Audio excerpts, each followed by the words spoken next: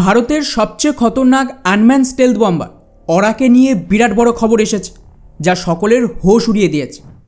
এবং ভারত যা করতে চলেছে সেটা এখনও পর্যন্ত গোটা বিশ্বের কোনো দেশ মানে আমেরিকা, রাশিয়া কেউ করেনি। ভারত প্রথম দেশ হবে যারা নিজেদের স্টেলথ ইউসিএভিতে এই টেকনোলজি যুক্ত করবে।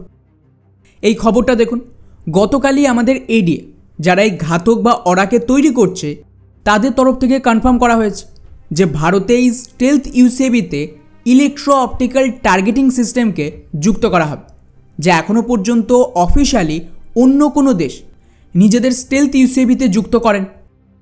আমেরিকার যে F-35 রয়েছে তাতেও এই টেকনোলজি রয়েছে।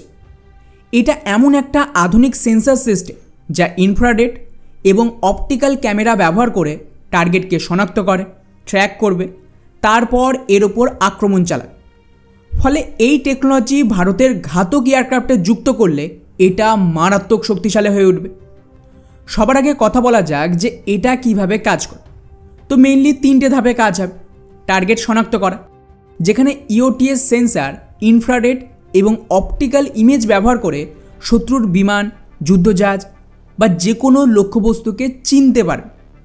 এরপর ট্র্যাকিং, যেখানে এটা লক্ষ্যবস্তুর গতিবিধি ট্র্যাক করবে যাতে সঠিক সময়ে আক্রমণ চালানো যায়। তৃতীয় বা শেষ ধাপ নির্ভুল আক্রমণ, যেখানে জিপিএস বা লেজার গাইডেড অস্ত্রের সাহায্যে সুনির্দিষ্টভাবে টার্গেটে হামলা চালাতে পারে।